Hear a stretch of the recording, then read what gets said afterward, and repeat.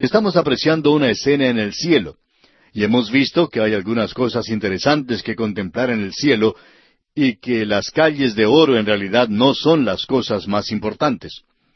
El versículo 7 entonces de este capítulo 4 de Apocalipsis dice: El primer ser viviente era semejante a un león, el segundo era semejante a un becerro, el tercero tenía rostro como de hombre, y el cuarto era semejante a un águila volando. En nuestro programa anterior aclaramos esta expresión de los seres vivientes. En algunas traducciones aparece como bestias, y vimos que proviene de la palabra zoa, y no quiere decir bestia salvaje. Eso lo veremos cuando lleguemos al capítulo 13 de este libro de Apocalipsis. Es una palabra diferente y se habla de un tipo de bestia diferente. Aquí es como dice la Nueva Traducción, seres vivientes. Y como dijimos en nuestro programa anterior, el énfasis no es colocado sobre la expresión de bestia, sino de ser viviente. En realidad están vivos, y aquí se nos dice que el primer ser viviente era semejante a un león, el segundo era semejante a un becerro, el tercero tenía rostro como de hombre, y el cuarto era semejante a un águila volando. Ahora hemos tratado de identificar a estos seres con los 4 evangelios que ellos representan. Y creemos que esto es algo acertado, aunque es puesto en duda mucho en el presente. En realidad, el primer evangelio presenta al Señor Jesús como el Rey. Él nació un Rey, Él vive como Rey y muere como Rey. Él es resucitado como Rey y regresará otra vez como Rey. Todo lo que Él hace en el Evangelio de Mateo lo hace como Rey. Usted recordará que Dios dijo que la tribu de Judá era como un león. Y el Rey, el gobernante, saldría de allí, que el cetro no se apartaría de Judá hasta que Silo viniera. Ahora, el segundo ser era semejante a un becerro o a un buey. Este es un animal de carga, y podríamos decir un animal que ha sido domesticado. Y en el Evangelio según San Marcos se nos enseña o demuestra a Cristo como siervo, el siervo. Allí no se presenta ninguna genealogía. Si una persona viene a trabajar en su casa a lavar los platos o a llevar a cabo cualquier tarea de ese estilo, pues uno no le va a preguntar quiénes son sus padres o quiénes son sus abuelos. Eso no hace ninguna diferencia. Lo que uno tiene que saber es si puede hacer la tarea que se le encomienda. Y este es el Evangelio de Marcos, el becerro. Ahora, el tercer ser viviente tenía rostro como de hombre. Y el tercer Evangelio presenta al Señor Jesucristo como el Hijo del Hombre. Eso es lo que hace el evangelista Lucas. El cuarto ser viviente era semejante a un águila volando, y esto comunica la deidad de Cristo como es vista en el Evangelio de Juan. Estos 4 seres vivientes están también representando al mundo animal. En realidad, todos los seres vivientes en esta tierra son sugeridos aquí por Zoa. El león representa a las bestias salvajes, el becerro representa a los animales domésticos, el águila representa a las aves, y el hombre aquí es la cabeza de toda la creación. Ahora quizá alguien nos puede preguntar, ¿y qué en cuanto al pez? Bueno, en el cielo y la tierra nueva no habrá más mar, y ya que no habrá más mar, entonces no hace falta ningún pez, a no ser que vivan en la tierra seca. La serpiente tampoco estará allí. Ella introdujo el pecado al principio.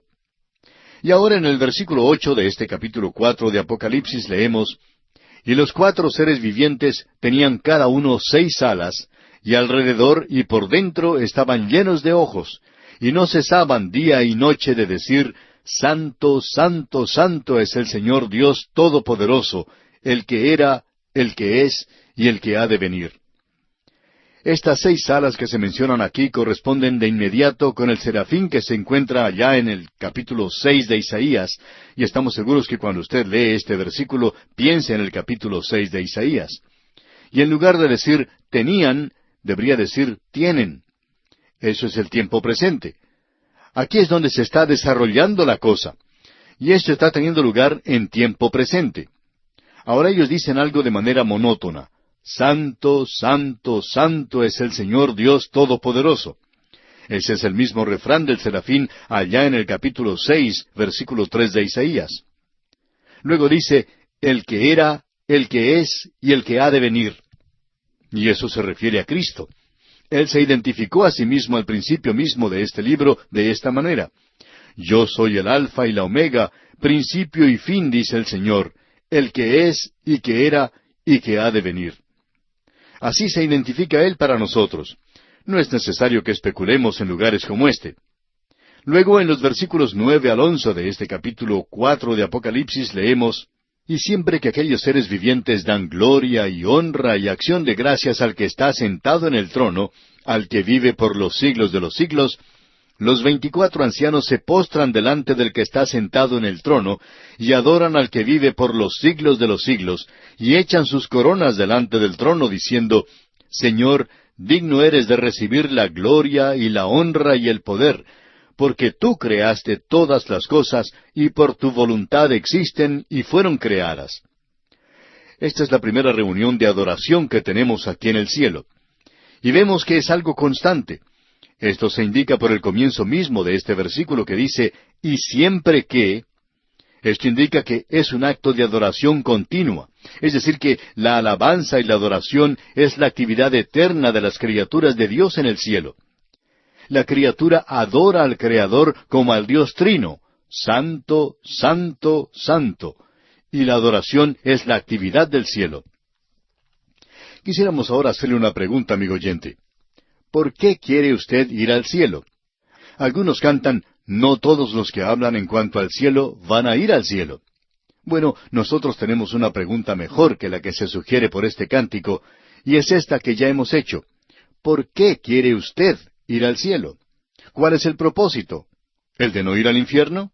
Esa no es una mala razón, pero amigo oyente, si usted va a ir al cielo, usted se va a encontrar postrándose y levantándose, adorando al Dios Trino, y especialmente al Señor Jesucristo. Y si usted encuentra que el servicio o la reunión de adoración aquí en la tierra es algo aburridor y cansador para usted, y no tiene ningún interés en adorar al Señor Jesucristo y expresar el deseo de su corazón hacia Él, ¿para qué quiere ir al cielo entonces? Vamos a pasar mucho tiempo adorándole a Él. Ahora aquí se nos dice que las coronas de la iglesia serán depositadas a los pies de Jesús. Esto es un acto de adoración y de sumisión. Creemos que va a ser algo embarazoso para nosotros el andar con una corona cerca de Él. Hay tantas personas que hablan hoy de que van a recibir una corona cuando lleguen al cielo. Bueno, pensamos nosotros que después de usarla por un tiempo, cuando ya se pase la novedad, vamos a sentirnos un poquito avergonzados, digamos. Nos vamos a preguntar: ¿qué es lo que estamos haciendo usando una corona? El único digno de llevar una corona es el Señor Jesucristo. Así es que la vamos a colocar a sus pies. Esto, por supuesto, si es que recibimos una corona. Ahora notemos lo que dice aquí: porque tú creaste todas las cosas. Hay algo aquí que deseamos destacar, y el Dr. Walvoord lo señala en su excelente libro sobre el Apocalipsis. Creemos que es algo importante. Usted puede notar que estos seres vivientes dan gloria y honra y acción de gracias al que está sentado en el trono. Ellos le adoran por sus atributos, porque Él es quien es. Pero los 24 ancianos, que representan a la iglesia, le adoran no solo por sus atributos, sino por lo que Él ha hecho, y aquí ellos le adoran como Creador, le adoran porque tú creaste todas las cosas, y por tu voluntad existen y fueron creadas.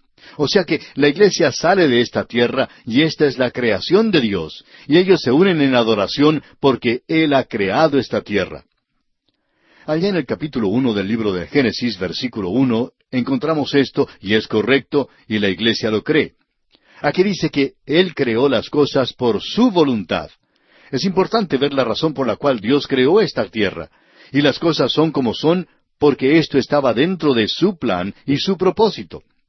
Nosotros no comprendemos mucho de lo que Él está haciendo. Yo no comprendo mucho de lo que ocurre en este universo en el cual vivimos. Pero sabemos que ha sido creado así porque así es como Él lo quiere. Él está a cargo de todo, y nosotros debemos adorarle porque Él creó esta pequeña tierra. Y me alegro que lo haya hecho. Me alegro que me haya creado a mí. Y podría haberse olvidado completamente de mí, pero me alegra que no se haya olvidado. Me alegro de haber estado en el plan y en el propósito de Dios. Así es que nosotros le adoramos a causa de esto. Ahora, al llegar al capítulo 5, continuamos en realidad con la misma escena en el cielo. Amigo oyente, la iglesia se encuentra ahora en el cielo, Y creemos que es bueno que dediquemos un poco de tiempo a ver y estudiar el lugar a donde vamos a ir. A usted no le gustaría comprar propiedades en alguna parte sin ver el lugar primero, ¿verdad? A veces cuando uno compra una propiedad de esa manera, digamos que sea algún terreno en una localidad sin verlo, cuando va a visitar esa propiedad, pues puede encontrarse que está debajo del agua. Es mejor ver las cosas primero. O si no, puede comprar una propiedad en otra parte y encontrarse que es una zona desértica. Lo único que uno compra es una cantidad de plantas, de cactus y espinos, y todo porque lo compró sin mirarlo primero. Pues bien, si usted va a ir al cielo, entonces querrá conocer algo en cuanto a ese lugar al cual irá, y esa es la razón por la cual esto debería interesarle. Ahora hemos visto aquí que la iglesia se encuentra en el cielo con Cristo. Él dijo, para que donde yo estoy, vosotros también estéis. Vamos a estar con Él. Eso lo vemos aquí en el capítulo 5, así como lo vimos en el capítulo 4. En los primeros 4 versículos encontramos un libro con 7 sellos. Y luego tenemos a Cristo, el león de la tribu de Judá, el cordero que ha sido inmolado. Se habla de ambas cosas representativas, y esto se considera en los versículos 5 al 10. Luego tenemos los miles de millones de ángeles en el cielo. Son inteligencias creadas que no se pueden contar. Y ellos se unen en esta expresión de alabanza y de redención porque entonarán un cántico nuevo, y este será un cántico en cuanto a la redención. Estos son los versículos 11 y 12. Luego tenemos la adoración universal como soberano del universo en los versículos 13 y 14 del capítulo 5. Ahora, como ya hemos indicado, este capítulo 5 continúa con el mismo tema que tenía el capítulo anterior. La escena se desarrolla en el cielo, previo a los eventos de la gran tribulación, y ya que la iglesia está en el cielo con Él, por cierto que no puede pasar a través del período de la gran tribulación aquí en la tierra. Ahora, el trono es el centro del capítulo 4. El león y el cordero, ambos representando a Cristo, son el centro de este capítulo 5. Él es el cordero sobre el trono. Él es el soberano y salvador. Él está a cargo de todos los eventos que siguen en este siglo. Esto lo decimos para no perderlo de vista. Esto es muy importante. Observemos ahora este libro con 7 sellos en los primeros 4 versículos de este capítulo 5. El primer versículo dice, «Y vi en la mano derecha del que estaba sentado en el trono un libro escrito por dentro y por fuera, sellado con 7 sellos». Ahora, la forma en que comienza este capítulo con la palabra «y» es una conexión, es una pequeña conjunción con algo que se ha dicho anteriormente, y este es el cordón que lo une al capítulo 4. En realidad, no necesitamos una división de capítulos aquí. Nos alegra que lo hayan hecho y ayuda un poquito. Pero en realidad no lo necesitamos porque aquí se trata del mismo tema. Ahora Juan dice, «Y vi en la mano derecha del que estaba sentado en el trono». ¿Cuál es el testigo de estos sucesos? Esto es algo que él está viendo ahora. Alguien nos escribió una carta en una ocasión en la que demuestra que es un oyente que presta mucha atención a lo que decimos, y nos indica que somos como artistas porque presentamos cuadros con palabras. Bueno, no estamos de acuerdo con esto porque no somos artistas de ninguna clase en realidad.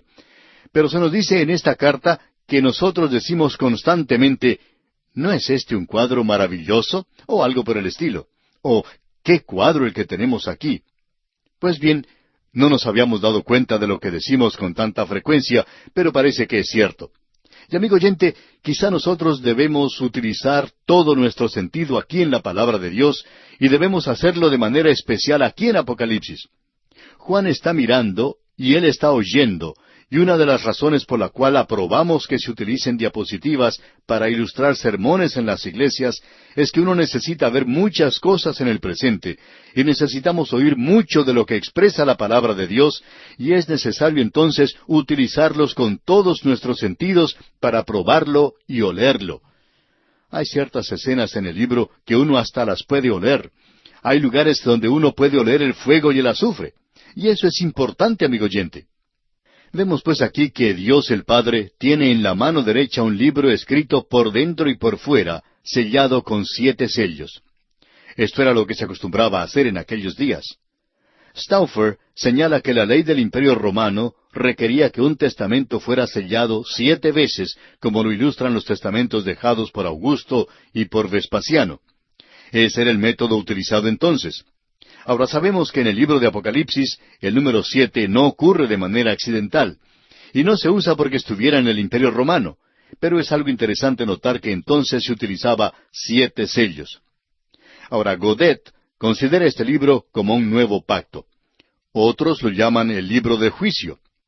Walter Scott lo considera la revelación del propósito de Dios y el consejo en cuanto a este mundo. Quizá no debería llevar un título como el que tiene, como sugirió el Dr. Ironside, un título de propiedad que pertenezca a este mundo, y podemos ver que este era el método de Dios. Usted recuerda que cuando los hijos de Israel iban a la cautividad, se le dijo a Jeremías que enviara a su siervo a comprar cierta propiedad, y que obtuviera el título de propiedad de ella, porque esta gente iba a regresar a esa tierra. Ahora pensamos que aquí tenemos este título de propiedad. ¿Y quién es el que tiene ese título, el título de esa tierra aquí? Bueno, no es ningún otro sino el Señor Jesucristo. Solo Él puede tenerlo. Ahora hay varias explicaciones en cuanto a esto, y creemos que es necesario leer varios pasajes de las Escrituras que nos señalan esto. En el capítulo 7 del libro de Daniel, versículo 13, dice, «Miraba yo en la visión de la noche, y he aquí con las nubes del cielo venía uno como un hijo de hombre, que vino hasta el anciano de días, y le hicieron acercarse delante de él».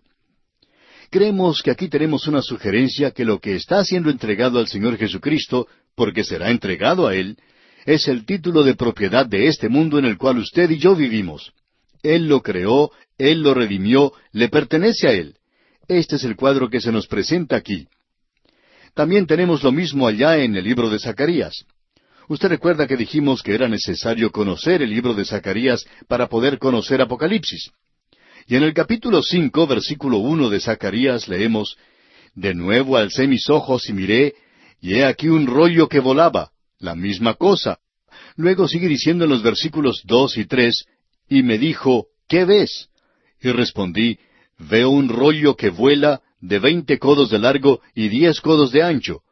Entonces me dijo, «Esta es la maldición que sale sobre la faz de toda la tierra, porque todo aquel que hurta, como está de un lado del rollo, será destruido, y todo aquel que jura falsamente, como está del otro lado del rollo, será destruido».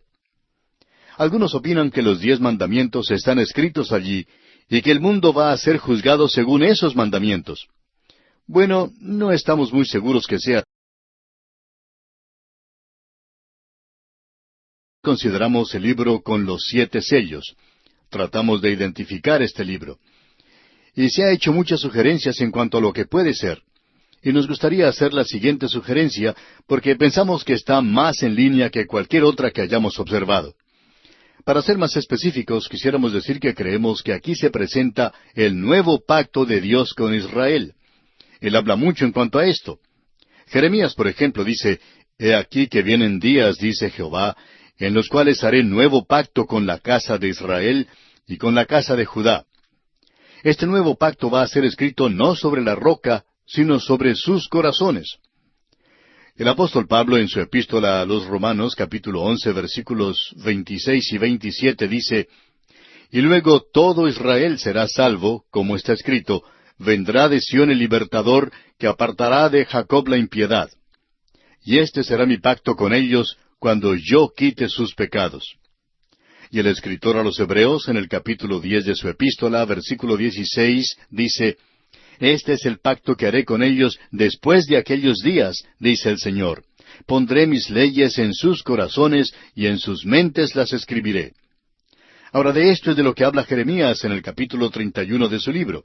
Y el escritor a los Hebreos agrega en el capítulo 10 de su epístola, versículos 17 y 18, «Añade, y nunca más me acordaré de sus pecados y transgresiones, pues donde hay remisión de éstos, no hay más ofrenda por el pecado». Amigo oyente, el pacto antiguo que Dios había hecho con Israel dependía del hombre. Los 10 mandamientos decían que debían hacer esto y aquello otro, y dependían del débil brazo de la carne, y como resultado fracasaron. No porque había algo malo con los 10 mandamientos o con la ley que Dios les había dado. El problema estaba con el hombre. Es la misma cosa que tenemos en el jardín del Edén. Hay tantas personas que piensan que había algo malo con la fruta o que ese árbol era algo fuera de lo común. Pensamos que era fruta muy buena, igual a las demás. El problema, pues, no estaba en la fruta de ese árbol, sino en esa pareja en esa tierra. Allí era donde estaba el problema. Este nuevo pacto depende del poder del trono de Dios, depende del Señor Jesucristo. Y en el versículo 2 de este capítulo 5 de Apocalipsis leemos, «Y vi a un ángel fuerte que pregonaba a gran voz, ¿quién es digno de abrir el libro y desatar sus sellos?» O sea, ¿quién tiene el derecho y el título para este mundo? ¿Quién puede gobernarlo? ¿Quién puede establecer justicia y equidad? ¿Piensa usted, amigo oyente, que son los partidos políticos los que pueden llegar a hacer esto? ¿Piensa usted que puede ser su país o el mío o las Naciones Unidas tal vez los que lo puedan hacer? Confiamos en que usted no se haya hecho ilusiones habiendo considerado la historia de este mundo, que pueda creer que el hombre puede resolver sus propios problemas. La palabra de Dios presenta de una manera muy clara que no lo puede hacer. Ahora aquí se nos habla de un ángel fuerte, de un ángel poderoso. Tiene una gran voz. Aquí estamos hablando ahora de poder, de aquello que es necesario para hacer efectivo ese nuevo pacto. Leamos el versículo 3 de este capítulo 5 de Apocalipsis. «Y ninguno, ni en el cielo, ni en la tierra, ni debajo de la tierra, podía abrir el libro, ni aun mirarlo». Es decir, que no había ningún hombre del linaje de Adán que se hubiera considerado con derecho a hacerlo. Ha habido muchos que han tratado de hacerlo. Adán perdió el dominio a través del pecado. Moisés fue el que dio la ley, pero también él fue uno que quebrantó la ley. David y su linaje fracasaron. Nadie en el linaje de Adán llena los requisitos para hacer esto. No hay ninguno en el día de hoy. Este gobernante tiene que ser un redentor, un soberano. Tiene que ser el salvador de la humanidad. Él es el único que puede hacerlo. Y Juan dice aquí que esto le perturbó a él. Adán, bueno, ponte a un lado. Tú no puedes hacerlo. Ni tampoco pueden hacerlo ninguno de tus hijos. Satanás, bueno, está tratando de hacerlo solo, pero no lo puede hacer. ¿Quién entonces puede llegar a hacerlo? Bueno, notemos lo que sucede ahora. Juan dice aquí en el versículo 4 de este capítulo 5 de Apocalipsis, «Y lloraba yo mucho porque no se había hallado a ninguno digno de abrir el libro, ni de leerlo, ni de mirarlo». Esto le perturbaba mucho a Juan. Ese hombre tiene una verdadera pasión por la profecía. Él tenía un afecto santo y una curiosidad piadosa. Él quería mirar a las cosas que ni siquiera los ángeles podían mirar. Juan participa de este drama porque él viene de la tierra y la revelación fue escrita con lágrimas. ¿Debe continuar la tierra en el pecado y la tristeza? ¿Hay algún futuro para la tierra? Bueno, escuchemos lo que nos dice el apóstol Pablo en su epístola a los Romanos, capítulo 8, versículo 23. Dice, «Y no solo ella, sino que también nosotros mismos, que tenemos las primicias del Espíritu, nosotros también gemimos dentro de nosotros mismos, esperando la adopción, la redención de nuestro cuerpo». ¿Hay alguno capaz de gobernar esta tierra? Juan se siente abrumado por la posibilidad de que no hubiera nadie. Y el apóstol Pablo dice nuevamente en esa misma epístola a los Romanos capítulo 8 versículo 22, «Porque sabemos que toda la creación gime a una, y a una está con dolores de parto hasta ahora». Opinamos personalmente que la evolución es la filosofía y la teoría más pesimista que una persona pueda tener. No nos sorprende ver que hay tantos suicidas entre la intelectualidad. No hay ninguna esperanza. Si fueron necesarios tantos millones de años para llegar al punto en el que nos encontramos en el presente, ¿cuál es la esperanza para el futuro? ¿No hay alguien que pueda arreglar este problema? Es tan insignificante, tan pequeño y sin importancia el escuchar a los políticos decir hoy, vamos a lograr la paz en nuestra época, vamos a hacer eso. Y es mucho más trágico escuchar a la iglesia decir hoy que pueden arreglar los asuntos de este mundo o que siquiera pueden evangelizar a todo el mundo. Amigo creyente que nos escucha, no hay nadie a nuestro alrededor que pueda ser capaz de abrir este libro, que pueda hacerse cargo de esta tierra en la cual nos encontramos, y Juan llora mucho a causa de esto. Es una buena cosa que este libro no hubiera sido abierto aquí en la tierra, porque hay gran cantidad de maestros que ya podrían decirnos lo que está dentro del libro, lo que está fuera y a su alrededor también. Y hasta nos podrían decir de qué color eran las tapas. Esta gente tiene todas las respuestas. Pero pobre Juan, es una lástima que él hubiera estado allá tan lejos en Patmos y no aquí en nuestro lugar. Porque si nosotros hubiéramos obtenido esto, le hubiéramos podido dar todas las respuestas a él. Pero Juan no tenía la respuesta, amigo oyente. Ahora vamos a tener a alguien que sí puede abrir el libro. Y llegamos a ver a Cristo, el león de la tribu de Judá, y el cordero que fue inmolado. Leamos el versículo 5 de este capítulo 5 de Apocalipsis. Y uno de los ancianos me dijo, no llores. He aquí que el león de la tribu de Judá, la raíz de David, ha vencido para abrir el libro y desatar sus 7 sellos. Y nos hubiera gustado decirle a Juan que no se preocupara tanto por esto, porque si él no encontraba a nadie allá en el cielo que pudiera abrir este libro y obtener las respuestas, que viniera donde estábamos nosotros aquí en la tierra, porque nosotros sí tenemos todas las respuestas. Podríamos darle todas las respuestas a estas preguntas. Pero notemos ahora que evidentemente cualquiera de los ancianos podría haberle respondido. Ellos tenían iluminación espiritual, y creemos que esto los identifica más a ellos como la iglesia.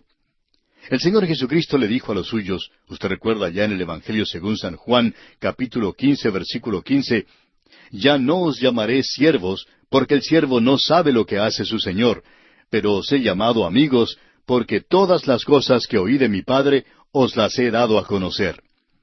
El Señor Jesucristo es el único que tiene el derecho y el título a este libro. Él no solo le ha redimido a usted y a mí, sino que Él ha redimido toda la tierra. Él se identifica en esta sección en todos sus ministerios que están relacionados con la tierra. Note usted que se le llama el león de la tribu de Judá, la raíz de David.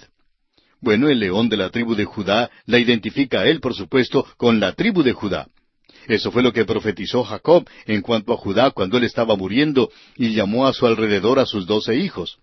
Allá en Génesis capítulo 49, versículos 9 y 10 leemos, Cachorro de león, Judá, de la presa subiste, hijo mío. Se encorvó, se echó como león, así como león viejo. ¿Quién lo despertará? No será quitado el cetro de Judá, ni el legislador de entre sus pies, hasta que venga Silo, y a él se congregarán los pueblos. Él también es la raíz de David. Y en el segundo libro de Samuel, capítulo 7, este gran capítulo del pacto de Dios con David, dice que Él levantará después de David a uno de su linaje, y éste gobernará no solo sobre su pueblo, sino sobre toda la tierra. El Señor Jesucristo tiene el derecho a gobernar. Él es el cumplimiento de las profecías hechas en el Antiguo Testamento en cuanto al futuro de este mundo. Y todas esas profecías serán cumplidas en su segunda venida a esta tierra a establecer su reino. Ahora leamos el versículo 6 de este capítulo 5 de Apocalipsis. Y miré y vi que en medio del trono y de los 4 seres vivientes y en medio de los ancianos estaba en pie un cordero como inmolado, que tenía 7 cuernos y 7 ojos, los cuales son los 7 espíritus de Dios enviados por toda la tierra. Nos encontramos un poquito confundidos aquí. Vimos a un león y ahora él es un cordero. Juan todavía es un espectador de esta escena. Él dice, yo vi esto, un cordero. La palabra cordero aquí se encuentra en diminutivo. Literalmente significa corderito. Esto demuestra su mansedumbre y su disposición a ser sacrificado. Él es el cordero que fue llevado al matadero. Él no abrió su boca. Él fue el cordero de Dios que quita el pecado del mundo. Y ha sido inmolado, dice aquí. Eso indica la muerte sustitutiva, redentora y vicaria de Cristo, y el énfasis se da al hecho de que Él fue inmolado con violencia. Y Él estaba allí en pie. Esto habla de su resurrección. Él ya no está sentado a la diestra de Dios. Él está moviéndose ahora, se está dirigiendo al poder, Él está viniendo a esta tierra. El juicio de la tribulación está preparándose y se describe esto aquí. Los vientos ya están soplando sobre la tierra. Y Él está en medio del trono. Esto indica el hecho de que Él está delante del trono y listo a actuar como un juez justo. Los 7 cuernos demuestran el poder perfecto. Un cuerno habla de poder. Usted puede ver lo que dice allá el capítulo 7 de Daniel, versículo 8, y tendrá una confirmación de esto. Él es pues omnipotente, y los 7 ojos demuestran un conocimiento perfecto. Él es entonces el Dios omnipotente y omnisciente, y Él actúa en la plenitud del Espíritu, el cual es el Espíritu de sabiduría y entendimiento. Aquí lo tenemos, un león y un cordero. El carácter de león se refiere a su segunda venida, el carácter de cordero a su primera venida. El león habla de su majestad, el cordero habla de su mansedumbre. El león, como león, es soberano. Como cordero, Él es un salvador. Como león, es un juez. Como cordero, Él es juzgado. Un león habla del gobierno de Dios, y el cordero de la gracia de Dios. Y ahora en el versículo 7 de este capítulo 5 de Apocalipsis leemos, «Y vino y tomó el libro de la mano derecha del que estaba sentado en el trono». Correctamente debería decirse, «ha tomado». Él va hacia el trono y luego hacia la tribulación. Él juzga al mundo en justicia antes de reinar en justicia. Él ya no es más el intercesor de la iglesia, porque la iglesia ahora está con Él. Él comienza a regresar como juez, y este movimiento aquí es importante. Luego en el versículo 8 leemos, «Y cuando hubo tomado el libro, los 4 seres vivientes y los 24 ancianos se postraron delante del Cordero. Todos tenían arpas y copas de oro llenas de incienso, que son las oraciones de los santos». Note usted que dice, «y cuando hubo tomado el libro». Eso es en tiempo pasado. Este es un gran movimiento de toda la creación, y ahora Él está en control. Notemos aquí la adoración del Cordero de parte de los 4 seres vivientes y de los 24 ancianos. Las arpas aquí demuestran alabanza. Los ancianos no tocan el arpa. Esto es nada más una señal de alabanza a Dios. Me agrada haber descubierto que no voy a tener que ser un ángel y que no voy a tener que tocar el arpa. Esto no me llama la atención a mí. Ahora, si usted quiere un arpa, pues creemos que se le puede dar una en el cielo. Pero a mí me gusta saber que no voy a tener que tocar un arpa. Ahora, los 24 ancianos actúan aquí como sacerdotes. Y solo la iglesia es un sacerdocio de creyentes en el cielo. El doctor Carl Amerding nos da un pensamiento muy llamativo. Él dice, «La oración de Cristo por los creyentes es contestada en los ancianos, que ellos puedan conocerle, y aquí están, delante de su presencia, para que puedan estar con Él. Ellos están allí con Él para poder contemplar su gloria en el cielo». Ahora aquí se habla de copas de oro llenas de incienso, que son las oraciones de los santos. Sucede que allí está la iglesia. Ellos son el sacerdocio. Y luego continuamos leyendo los versículos 9 y 10 de este capítulo 5 de Apocalipsis. «Y cantaban un nuevo cántico diciendo, Digno eres de tomar el libro y de abrir sus sellos, porque tú fuiste inmolado, y con tu sangre nos has redimido para Dios de todo linaje, y lengua, y pueblo, y nación. Y nos has hecho para nuestro Dios reyes y sacerdotes, y reinaremos sobre la tierra». Estos versículos indican que los seres vivientes y los ancianos cantaban este cántico.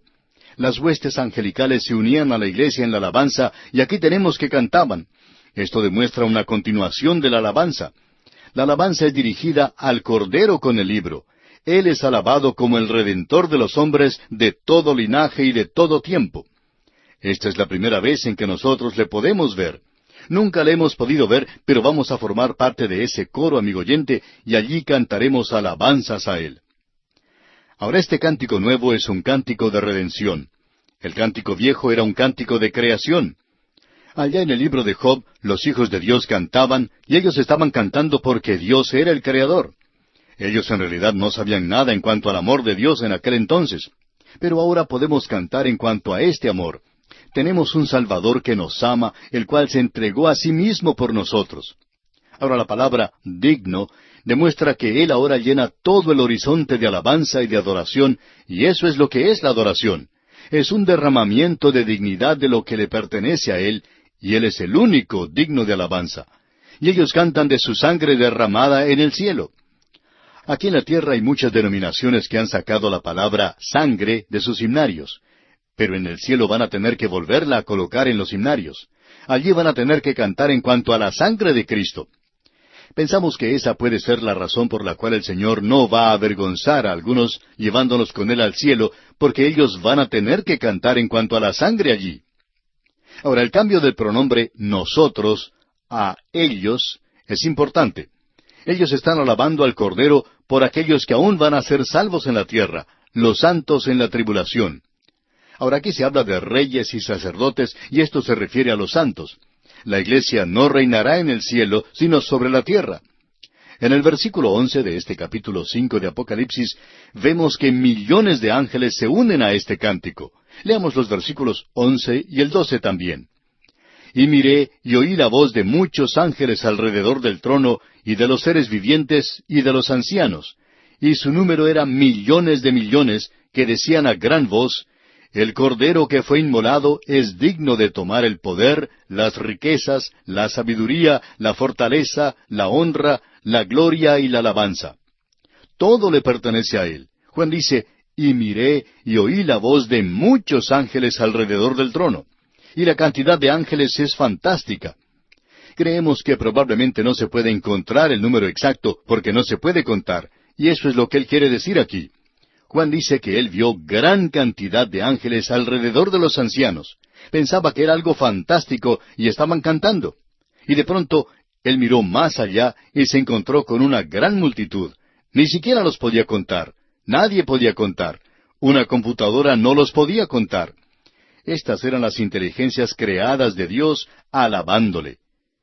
Y ahora tenemos la adoración universal del Salvador y soberano del universo. Leamos los versículos 13 y 14.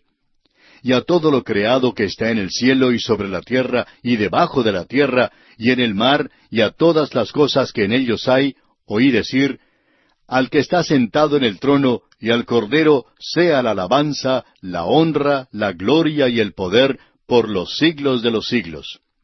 Los 4 seres vivientes decían, Amén. Y los 24 ancianos se postraron sobre sus rostros y adoraron al que vive por los siglos de los siglos.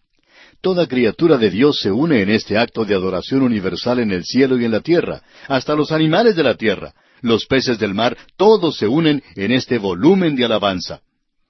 Y las criaturas vivientes agregan su amén a todo esto. La iglesia aquí se inclina, se postra en una adoración y alabanza silenciosa. Llegamos al capítulo 6. Este capítulo es en realidad una gran división. Es la gran línea divisoria de las aguas del libro de Apocalipsis. Aquí tenemos una división que es de suma importancia. Cuando uno viaja de oriente a occidente o viceversa, en los Estados Unidos y Canadá, llega a un punto donde se encuentra con una zona que se llama la línea divisoria de las aguas. En esa línea divisoria de las aguas, los ríos cambian de dirección. Para un lado fluyen de oriente a occidente, mientras que para el otro lado fluyen de occidente hacia el oriente. Se dice que uno puede arrojar un pedacito de madera en la corriente que se dirige hacia el occidente, del lado occidental de la línea divisoria, y ese pedacito de madera iría para el Océano Pacífico. Pero si uno lo pusiera del otro lado, del lado oriental de la línea divisoria, entonces iría a parar al Océano Atlántico, pasando por el Golfo de México. Bueno, esta es una división muy importante, porque separa a esos dos pedacitos de madera y van a terminar a un mundo de distancia el uno del otro. Ahora, eso es lo que tenemos aquí en este capítulo 6 del libro de Apocalipsis. Y la razón para esto es que hemos llegado a la tercera división principal de este libro. Dijimos esto en el capítulo 4, y allí es donde se encuentra en realidad.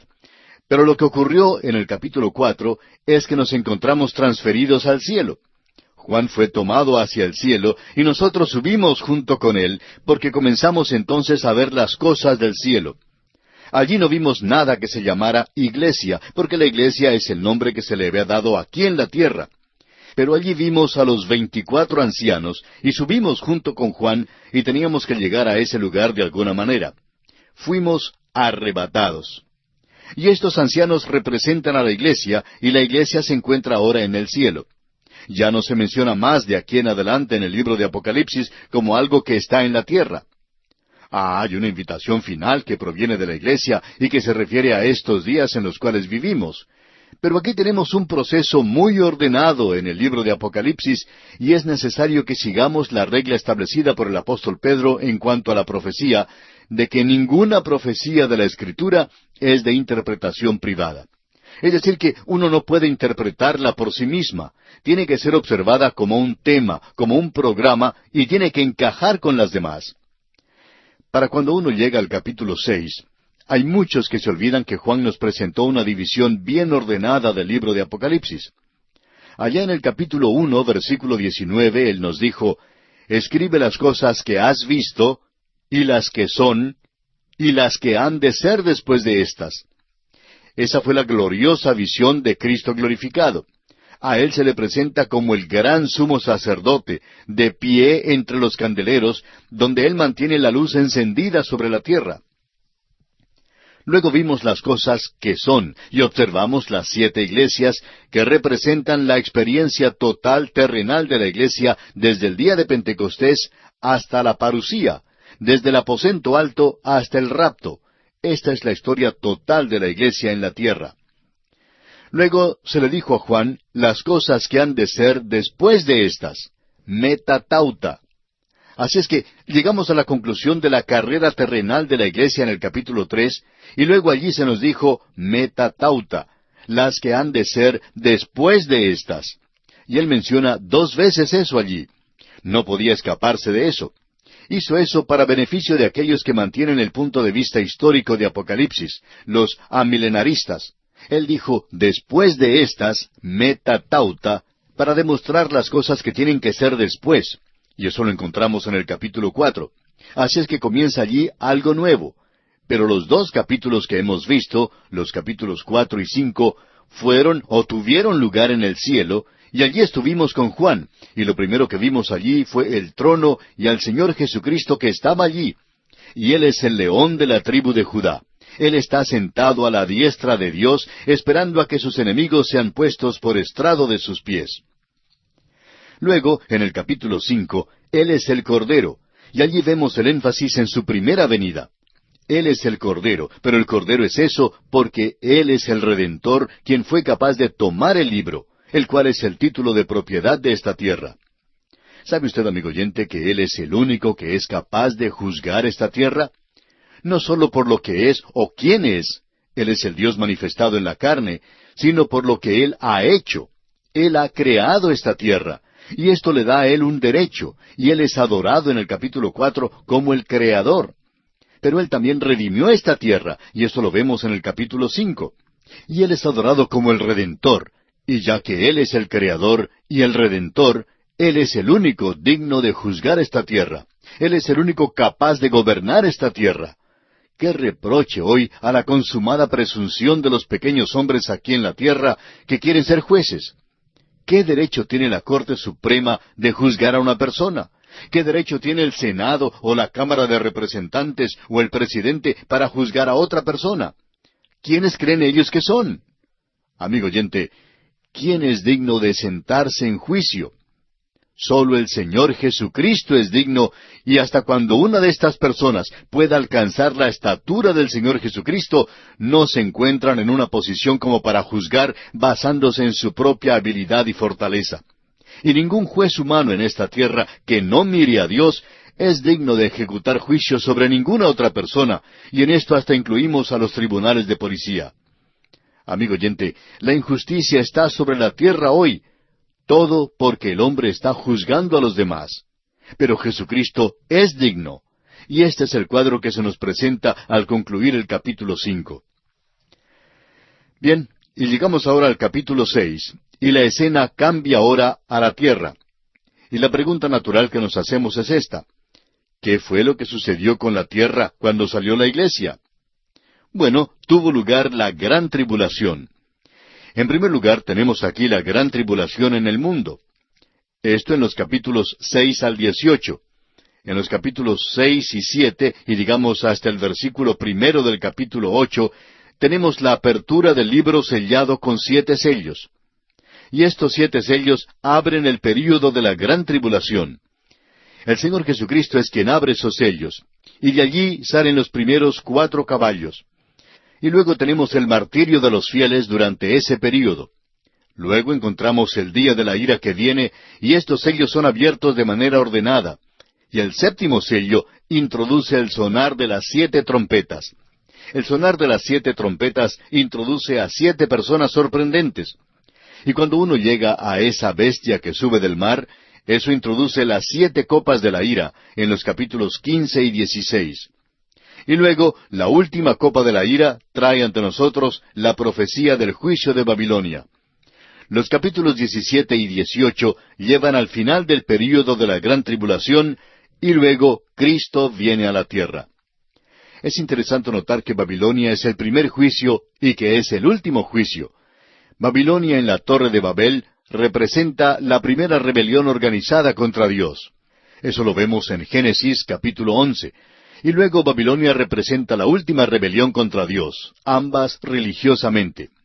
Eso lo vemos en el capítulo 17 de Apocalipsis, y políticamente lo vemos en el capítulo 18. Vemos aquí que esto lleva a la conclusión del corto día del hombre sobre esta tierra. Lo que es importante y que debemos mantener ante nosotros es aquel que es digno de abrir el libro. Él lo está dirigiendo todo. Esto nos indica que tenemos en este libro, como se nos dice al principio, una revelación. Aquí se revela a Jesucristo. Él ya no está andando entre los candeleros porque ya han sido quitados de la tierra. Él ya no es el sumo sacerdote presentándose como un intercesor, sino que ahora Él es quien ejecuta la voluntad de Dios sobre la tierra al abrir los sellos del libro. Todos los juicios de la gran tribulación han salido de los sellos del libro, de lo cual vienen las trompetas, las personas y las copas de ira. Y la gran tribulación es algo que es iniciado desde el cielo. Jesucristo dirige toda esta operación, y esa es la razón por la cual Él dijo en el Salmo 2, «Los quebrantarás con vara de hierro». Ahora quizá alguien nos diga que esto no le gusta. Bueno, amigo oyente, si a usted no le gusta, ¿tiene una sugerencia mejor? Y si la tiene, ¿se la puede pasar al Señor Jesucristo? Él es quien va a dominar la rebelión en esta tierra. ¿Cómo va a hacer eso? ¿Piensa usted que las grandes naciones del mundo están dispuestas a entregar el poder en sus manos? Amigo oyente, ningún país está dispuesto a entregar el poder al Señor. Nadie está interesado en colocar al Señor Jesucristo sobre el trono. Las naciones prefieren tener sus propios hombres, y si fuera posible, colocarlos a ellos sobre el trono. Amigo oyente, debemos decir que Él es el único que es digno. ¿Y cómo va a llegar Él al poder? Exactamente como nos expresa este segundo salmo que hemos leído. Los quebrantarás con vara de hierro. Y eso lo vamos a apreciar. De aquí en adelante tenemos el juicio sobre la tierra. Ahora la iglesia será librada de esto. ¿Por qué? ¿Porque son personas tan buenas como los niños de la escuela dominical? No, amigo oyente. Ellos eran pecadores, pero fueron salvos por la gracia de Dios. Y sólo aquellos que han rechazado la gracia de Dios deben pasar por el período de la gran tribulación. Esa es la razón por la cual creemos que Dios ha establecido programas de radio hoy, y creemos que es un medio mucho mejor que la televisión para esparcir la palabra de Dios a los confines de la tierra. Él va a permitir que todos puedan escuchar el Evangelio, y luego, cuando tomen su decisión, eso decidirá si ellos van a pasar por la gran tribulación o no. Ahora, en el capítulo 4 pudimos apreciar al trono y al trino Dios. En el capítulo 5 vimos el libro, el Señor Jesucristo, y ciertas cosas que allí se presentan que aumentan la intensidad y ferocidad de la gran tribulación. Y vamos a mencionar 5 de ellas. El Espíritu Santo ya no restringe el mal. Alguien puede preguntar, ¿quieren decir ustedes que Él ha dejado ya el mundo? No, no hizo eso. Él estuvo en el mundo antes del día de Pentecostés, llamando a la iglesia. Pero en el día de Pentecostés tomó un nuevo cargo, por así decirlo, un nuevo ministerio, el de bautizar a los creyentes en el cuerpo de Cristo y de llenarlos y morar en ellos, guiándoles en este mundo. Él sacará a la iglesia de aquí, pero eso no quiere decir que Él también se va a ir, que Él también va a partir. Aún permanecerá aquí, pero ya no va a estar restringiendo el mal. Lo va a permitir. Es decir, que el hombre va a tener su propio día cuando pueda hacer lo que quiera. Y lo mismo ocurre con Satanás. Esa es la razón por la cual no queremos permanecer aquí. La segunda cosa es esta. La luz y la sal que forman la verdadera iglesia son quitadas. La iglesia tiene muy poca influencia en el mundo, pero aún tiene un poco, y cuando salga de este mundo, entonces no habrá nada de esta influencia. La tercera cosa es que el diablo sabe que tiene un tiempo muy breve, pero él va a tratar de hacer lo más que pueda durante ese período. Él se va a aprovechar de esta ocasión, y Dios le va a dar libertad para obrar. Eso lo podemos ver en este período de prueba. La cuarta cosa es que los hombres malos están libres para dar comienzos a sus planes nefastos. Es decir, que el anticristo podrá tomar control de esta tierra por un breve período. Y luego, en quinto lugar, se nos da el juicio directo de parte de Dios. Eso lo tenemos en este capítulo 6 y en el versículo 17, donde dice, «Porque el gran día de su ira ha llegado, ¿y quién podrá sostenerse en pie?» Este es un tremendo período, y no creemos que la gran tribulación surja así de repente como un gran tornado. La apertura de los sellos es algo gradual, lógico, cronológico, se abre uno a la vez. Este libro de Apocalipsis tiene mucho sentido, amigo oyente. Ahora, al llegar a este capítulo 6, al texto de este capítulo, queremos hacer una declaración con mucho cuidado, y de aquí en adelante, mejor dicho, del capítulo 4 en adelante, todo es futuro. Todo esto es futuro y nos encontramos en el momento de las cosas que son, el período de la iglesia, y estas cosas se extienden hacia el futuro. Y entonces, amigo oyente, no trate de arrastrar ninguno de estos sellos, o ninguna de las trompetas, o de las copas de la ira, o ninguna de estas personas a este período, porque no pertenecen a este período, y no van a aparecer en este período. Creemos que hemos visto aquí la preparación de la escena, pero no creemos que ninguna de estas cosas estén sucediendo en el presente. Aún así, vemos que hay muchos que están haciendo esto, y eso es sensacionalismo, por supuesto, y esto hace que haya más oyentes y se vendan más libros. Pero por cierto que no está de acuerdo con la forma en que Juan lo expresó aquí. Todo esto aquí es muy lógico, amigo oyente. Así es que creemos que debemos establecer esto como un axioma de que aquí en adelante es el futuro, y es algo que va a suceder, pero ninguna de estas cosas ha sucedido todavía. Cuando tuvimos las 7 iglesias, pudimos ubicar eso en la historia, pero esto que tenemos aquí no se puede ubicar en la historia. Esa es la diferencia entre el punto de vista futurista y el histórico. Y aunque es muy interesante para nosotros el notar que muchos que mantienen el punto de vista histórico, muchos de ellos suponen que esto es futuro de aquí en adelante, o un poquito más adelante lo hacen futuro. En otras palabras, no pueden ubicar esto en la historia. El amilenarista tiende a colocar todo de aquí en adelante en la historia, y como resultado hay como 50 sistemas diferentes de interpretación, según el Dr. Walvoord, que han salido del punto de vista histórico. Amigo oyente, 49 de esos sistemas tienen que estar equivocados. Y hablando personalmente, creemos que el otro también lo está. Amigo oyente, queremos citar otra vez lo que dice el Dr. Walvoord, y él a su vez cita del libro de John Cummings, Conferencias sobre el Apocalipsis. Y él mantiene el punto de vista histórico, pero él cree en el regreso premilenario de Cristo y en el carácter futurista de la última parte del libro de Apocalipsis. Muy interesante. Él hizo esta declaración sorprendente. No somos nosotros quienes lo hicimos, no estamos preparados para hacerlo, pero él lo dijo. Y esto es lo que leemos.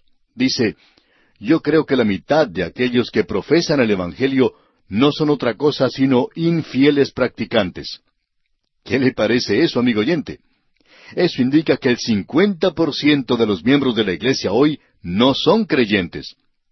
Eso es todo lo que vamos a decir, amigo oyente, y lo vamos a dejar allí. Ahora vamos a ver por lo menos la apertura de uno de los sellos hoy, y ante nosotros tenemos el primer sello. El versículo 1 de este capítulo 6 de Apocalipsis dice, «Vi cuando el Cordero abrió uno de los sellos, y oí a uno de los 4 seres vivientes decir como con voz de trueno, ven y mira». Aquí Juan recibe una orden, ven y mira. Es un mandamiento del cielo. En el versículo 2 continúa, «Y miré, y he aquí un caballo blanco, y el que lo montaba tenía un arco, y le fue dada una corona, y salió venciendo y para vencer». El Señor Jesucristo toma el libro con los 7 sellos, y Él abre el primer sello. Él los va a abrir a todos en el orden correcto. El libro de Apocalipsis, amigo oyente, tiene mucho sentido. El Señor está en control de todo aquí, y toda criatura en el cielo está actuando según su mandamiento. Así es que los 4 jinetes van a salir ahora, y él abre el sello y dice, ve. Y Juan vuelve a indicar aquí que vio y oyó. Este es como un programa de televisión que estamos viendo. Ahora, el simbolismo del jinete en el caballo blanco ha dado ocasión para muchas opiniones diferentes y a muchas diferencias. La interpretación preponderante entre los eruditos es que este jinete representa a Cristo y usan el Salmo 45 y el capítulo 19 de Apocalipsis para apoyar esa interpretación. Pero la mayoría de los expositores bíblicos contemporáneos de la tendencia premilenaria dicen que el caballo blanco y el jinete son el anticristo. Esa es la posición que toman los doctores Scott, Ironside, Schaeffer, Walvoord, Woodbridge y Pentecost. Y esa es también nuestra posición. Ahora, el anticristo no aparece como un villano. Después de todo, amigo oyente, Satanás tiene ángeles y son ángeles de luz. No se parecen a los demonios, no tienen cuernos. Así es que el anticristo vendrá como el hombre más atractivo que el mundo jamás haya visto, porque ellos no vieron al Señor Jesucristo y no lo ven hoy tampoco. Pero van a aceptar a este hombre porque ha venido en su propio nombre.